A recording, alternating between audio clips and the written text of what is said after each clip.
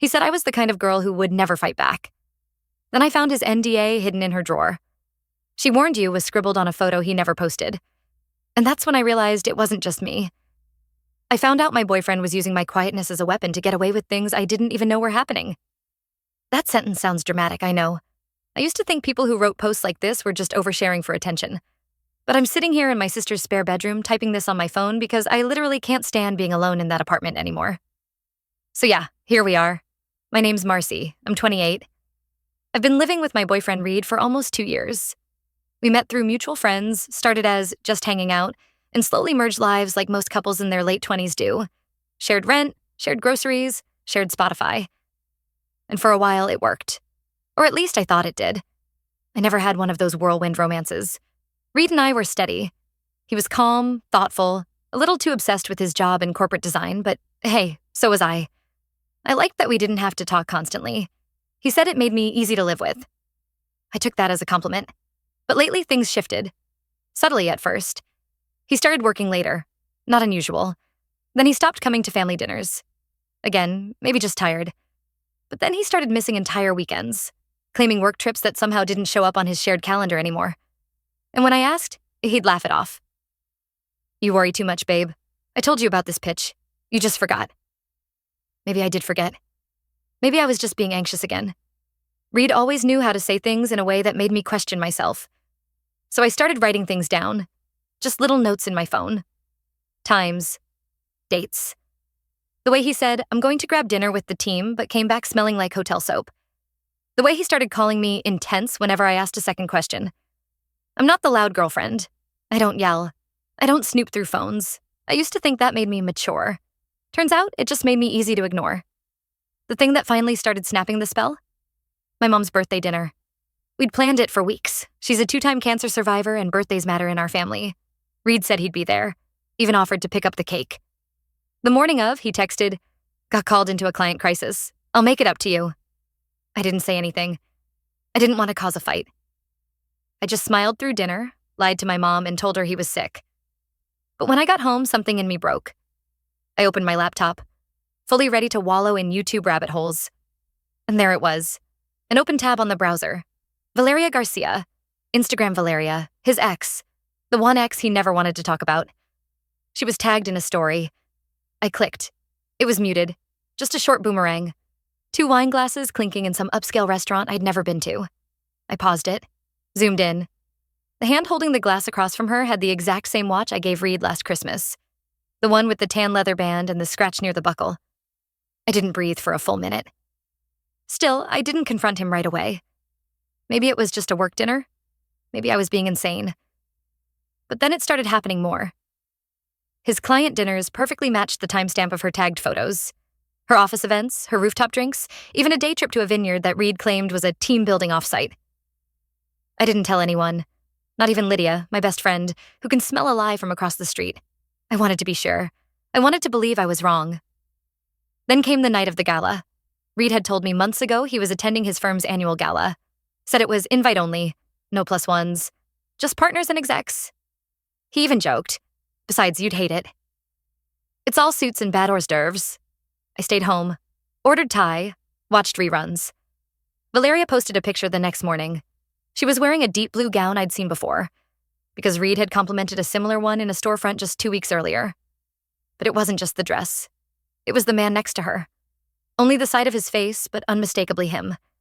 Same jawline, same hair curl over the ear, same hand on her waist. I felt like I'd swallowed a stone. When Reed got home that afternoon, I asked, "How was the gala?" He didn't even flinch. "Exhausting. Nothing exciting. Glad I didn't drag you to that." I looked at him. I mean, really looked at him. His voice was calm, his eyes steady, like nothing was wrong. Like he hadn't just spent the evening wrapped around another woman while I sat on our couch folding his laundry. I didn't scream, didn't cry. I just said, "I'm going to Lydia's for a few days." And he barely reacted, just nodded. "Okay, let me know when you're back." I packed a bag. Just enough for the weekend. But the moment I walked into Lydia's apartment and sat on her floor, I started shaking. Not just from anger, from the weight of knowing that someone I trusted had been rewriting the script of our relationship without telling me. And then, 3 hours later, Lydia handed me her phone and said, "Mars, you need to see this." It was a video posted by someone from Valeria's office, a casual behind-the-scenes clip from the gala. Laughter, music. And then, in the corner of the frame, Reed and Valeria. Kissing. Not discreet. Not accidental. A real kiss. Long, familiar. My mouth went dry, and then Lydia said the one sentence that flipped the entire table upside down. Valeria's not just his ex. She's his direct report. She works under him at his firm. I stared at the screen. Wait, what? That wasn't just cheating. That was workplace misconduct. And suddenly I wasn't just heartbroken. I was furious. The moment Lydia said it, "She works under him at his firm," my stomach dropped. I didn't even know how to process it. For weeks I'd been twisting myself into knots, wondering if I was just paranoid. If maybe I was overanalyzing. And here it was. The confirmation that not only was I being lied to, I was being lied to in layers. Reed didn't just cheat. He crossed a professional line too. And the worst part? He didn't even seem afraid of being caught. I sat on Lydia's floor, barely breathing. She crouched next to me, rubbing my back, but I was stiff, frozen, somewhere between heartbreak and pure disbelief. "I don't understand," I whispered. "Why would he risk his job like that?" Lydia didn't answer right away. Then she said, "Because guys like him think they're untouchable, especially when they've been getting away with it for a while." And that's when it really hit me. This wasn't an accident. It wasn't a moment of weakness. It was calculated, maintained, protected. I'd spent months rationalizing his mood swings, his distance, his gaslighting, thinking maybe he was just stressed. Maybe he didn't mean to make me feel small. But no, he meant it. He needed me to stay quiet so he could keep lying. And I had stayed quiet. I felt stupid, and humiliated, and furious. That night, I couldn't sleep. Lydia offered me her bed, but I stayed on the couch. I kept refreshing Valeria's profile, combing through every tagged photo, every little boomerang, every moment I had missed while I was making excuses for him. He had been bringing her to the same restaurants I loved, the same wine bar where we used to go every Thursday. I even found a post from our anniversary weekend, except it wasn't our weekend anymore. He'd taken her to the same cabin, posted a photo of the view we'd once watched together. Same sunset, different girl. I wanted to scream. The next day, I packed up the rest of my things from our apartment while he was at work. I didn't break anything. I didn't leave a dramatic note. I just took what was mine and left everything else. Except for one thing. His spare work phone? Yes, the one he said he only used for clients, was in the bottom drawer of the desk. Unlocked. I don't know why I looked. Maybe I wanted closure. Maybe I wanted to be wrong. Just one last time. But no, it was all there. Texts with Valeria going back months. Messages like, "Wish you were coming to Chicago with me instead of her. Marcy still doesn't suspect anything. She's too passive. It's kind of sad. Don't worry, HR won't say a thing. I've got it handled." I stared at that last line for a long time. I've got it handled. Handled. Like I was a problem to be managed. I took photos of the messages, not because I wanted revenge, but because I needed proof. For myself. Proof that I hadn't imagined it.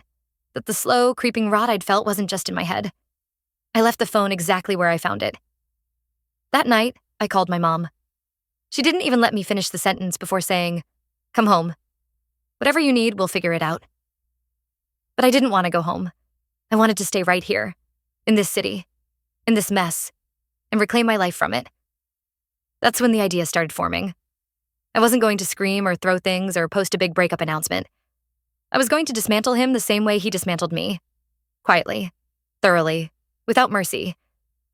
But first, I needed to sit with it, to feel everything. I wasn't ready to move. Not yet. I spent the next 2 days at Lydia's, barely talking. She brought me tea, made me eat toast, let me cry into her couch cushions. Then, on the third night, she sat down beside me and said, "You're not going to like this, but I need to tell you something." I tensed. What now? She pulled up a LinkedIn post. It was from Reed, a photo of him in a suit standing next to Valeria at a charity gala. Captioned, "Proud to stand beside such a talented colleague. Excited for what we're building together." I blinked. "Colleague?" Lydia nodded. "And look at the likes." I scrolled. There it was. His boss, Valeria's manager, multiple higher-ups from their company all chiming in with comments like, "Power couple," and "Love to see strong leadership." My skin went cold. This wasn't just an affair. It was a calculated image. They were building a brand out of this. And that's when I saw it. A comment from a woman I didn't know, but recognized. Her name was Camille. She was the receptionist at Reed's firm. I'd met her once, briefly, when I brought him lunch. Her comment? Interesting. Didn't know we were pretending anymore. That was it. Just one sentence, but it lit a fire in my chest. I clicked her profile. Her account was private, but I remembered her face. And more importantly, I remembered her eyes when she saw me that day in the lobby. She knew, and suddenly I knew what I had to do. I looked at Lydia and said, "Can you help me find someone's email address?" She blinked. "Whose?" I stared at the screen. "Camille's." Because something told me Reed's little empire wasn't as airtight as he thought. And if he wanted to play this game in public, then I'd show the world what happens when you build your castle on lies. I never thought sending one email would make me feel like I was dangling a match over gasoline. But once I hit send, once I reached out to Camille, I knew there was no taking it back. I kept it short. Polite. Just said I was reaching out as someone who had been hurt and that I didn't want to assume anything, but I felt like she might have seen more than she let on. I didn't expect her to answer. But less than 2 hours later, she did. "You're not crazy. You're not the first. I've been waiting for someone like you to speak up."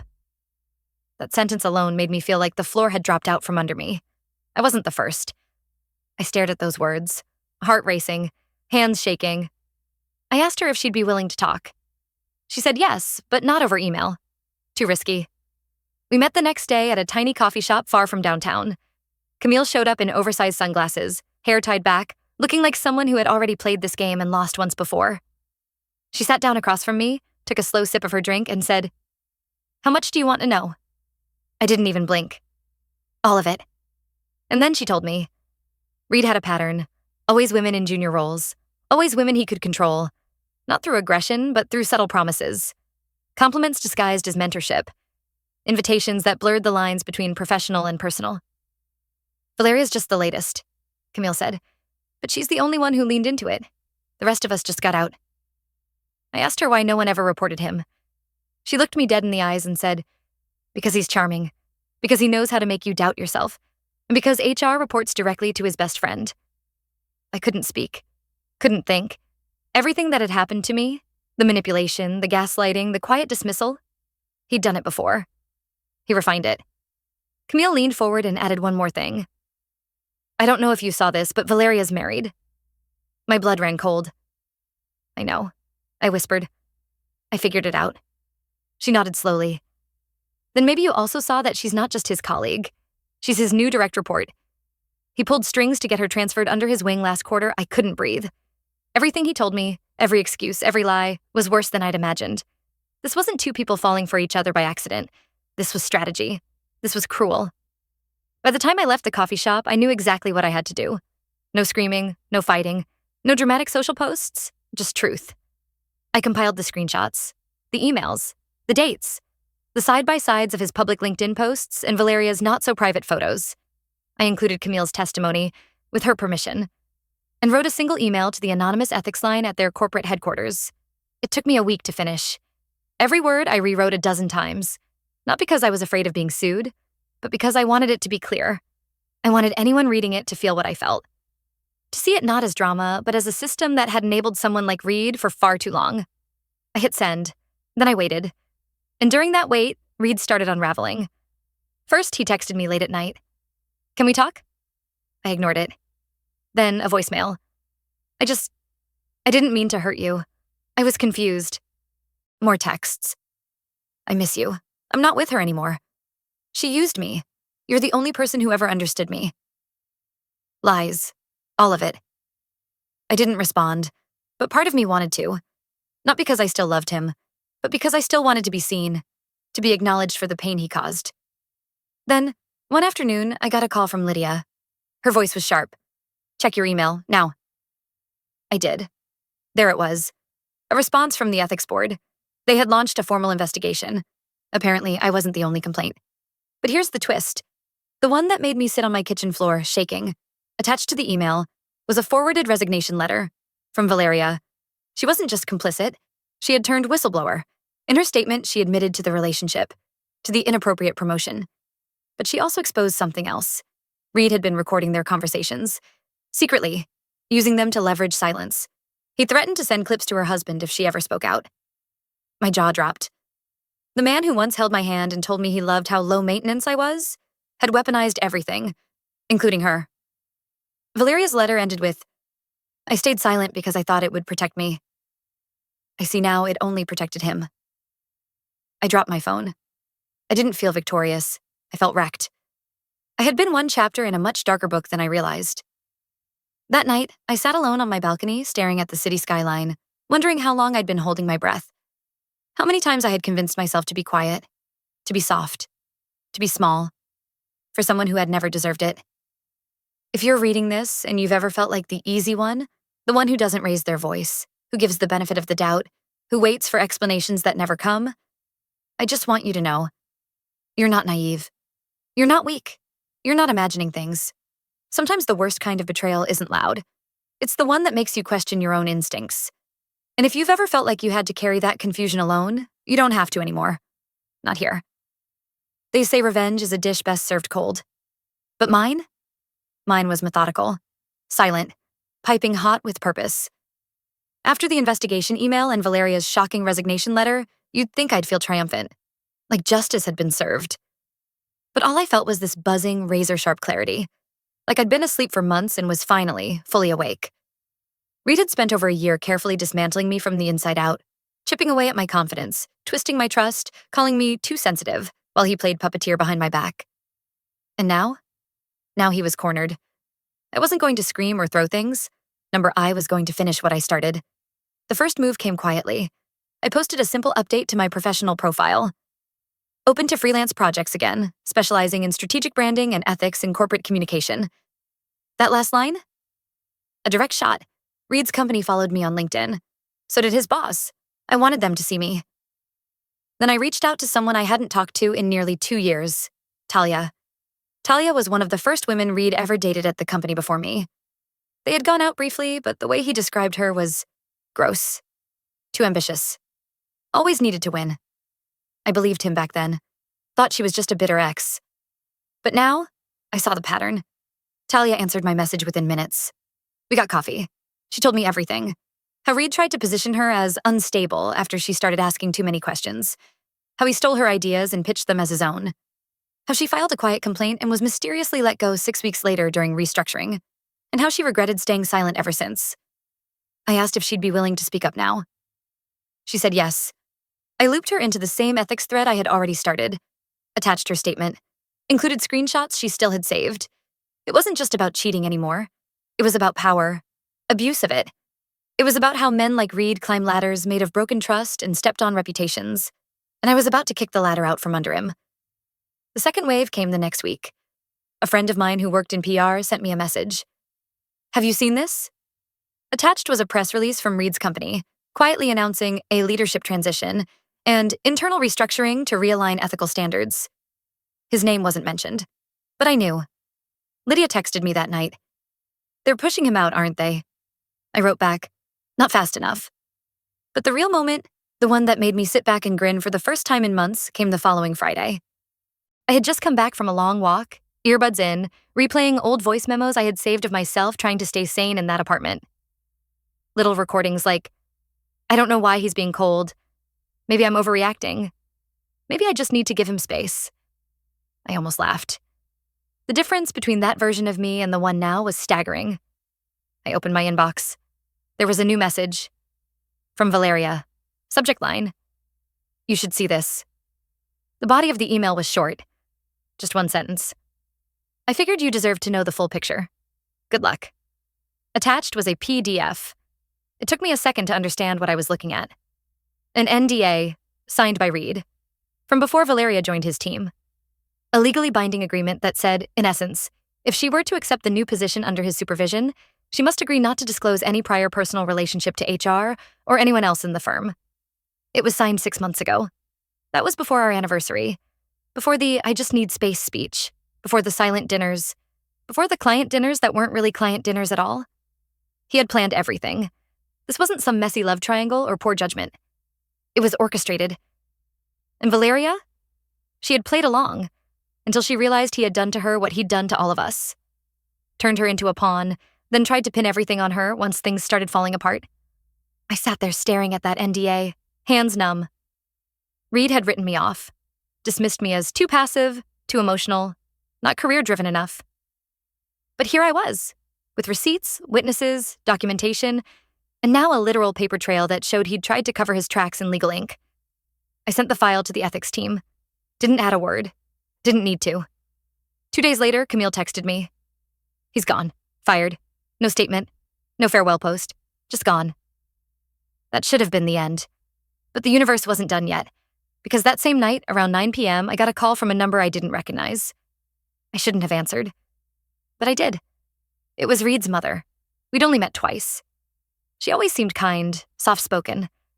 She once gave me a little cactus for my birthday. She sounded tired. She said, "I just wanted you to know, I'm sorry." I didn't know what to say. Then she said something that made my entire body go still. "You weren't the only girl he did this to. Not even close. His last school had a settlement. That's why he left the West Coast." I couldn't speak. She continued, voice shaking. "I tried to tell him to get help years ago, but he always knew how to hide things. I didn't know he was still—" I hung up. Not out of anger. Out of nausea. This man hadn't just ruined me. He'd left a trail of wreckage across states, and everyone around him helped him stay clean. All those moments I thought I was crazy, weak, overreacting. I had been surviving a long con, and I wasn't the first target, just the first one who said no more. If you've ever been made to feel like you're imagining things, like your gut is the problem, not their actions, this is your reminder. You are not the problem. And your voice? It's stronger than you think. If any of this sounds familiar, I'm listening. So are others. You are not alone. You'd think that after everything, after the NDAs, the lies, the women he manipulated, the final call from his own mother, I'd feel done. But closure doesn't come with a headline. It creeps in quietly, one shattered illusion at a time. Reed didn't disappear right away. Sure, he lost his job. But like men like him always do, he pivoted. Started posting vague self-help nonsense on his socials about growth and learning from failure. I didn't follow him, of course. But people sent me screenshots. He talked about betrayal like he was the one who'd been wronged. Then came the podcast. Yes, a podcast. A mutual friend messaged me, stunned. "You're not going to believe this." He'd started a podcast about workplace resilience. Called himself a leadership consultant. I clicked the link. His voice, so calm, so polished, talking about how corporate politics can cost good people their careers. I didn't know whether to laugh or throw my phone across the room. But here's the thing. I didn't need to do anything. Because less than a month after it launched, Reed received a cease and desist from his former company. Turns out, he had violated the terms of his termination by publicly alluding to the investigation. Then came the real hit. Valeria sued him. Not for harassment, for coercion. The NDA he had her sign? It wasn't legal. She never had proper counsel. And her lawyers? They didn't come to play. I wasn't directly involved, but I was subpoenaed for the evidence I'd provided the ethics board. I sat across from attorneys in a plain conference room and told the truth. Line by line, message by message. I wasn't there to destroy him. I was there to make sure he couldn't rewrite the story again. 3 months later, the settlement hit. Reed was forced to pay damages. The exact amount wasn't disclosed, but let's just say it was enough to make him sell his car, shut down the podcast, and go very offline. The last message I ever got from him? A 1-line email. "I hope you're proud." I didn't reply. I am proud. Not because I ruined him, but because I stopped him. And because finally I can breathe without second-guessing myself. I moved back into my apartment, repainted the walls, bought a secondhand record player, and let myself dance around the kitchen like I used to before I met him. I started therapy. I took long walks. I said yes to new things. Not to move on, but to move through. One night, I came home to find a small envelope in my mailbox. No return address. Inside was a folded piece of paper. No note. Just a photo. It was a screenshot from Reed's old Instagram. The last photo he ever posted before going dark. It was of me. From 2 years ago. Leaning on a balcony, back turned to the camera, city skyline ahead. And underneath, scribbled in handwriting I didn't recognize. "She warned you. You didn't listen." I stared at it for a long time. Then I folded it up, walked to my balcony, and lit it on fire. Watched the ashes drift into the wind. Because I'm not her anymore. And he's not my problem anymore. He can sit in the ruins of what he built. I'm rebuilding something better. With bricks made of truth, with walls that don't bend for liars. Closure doesn't come from revenge. It comes from finally telling the truth out loud, and knowing that even if they never apologize, they can't silence you anymore. If you've ever been through something like this, been made to doubt your voice, your instincts, your worth, I'd love to hear your story in the comments. And if mine resonated with you in any way, you're welcome to stay, listen, and maybe share this space with someone who needs it too. We're not alone. Not anymore.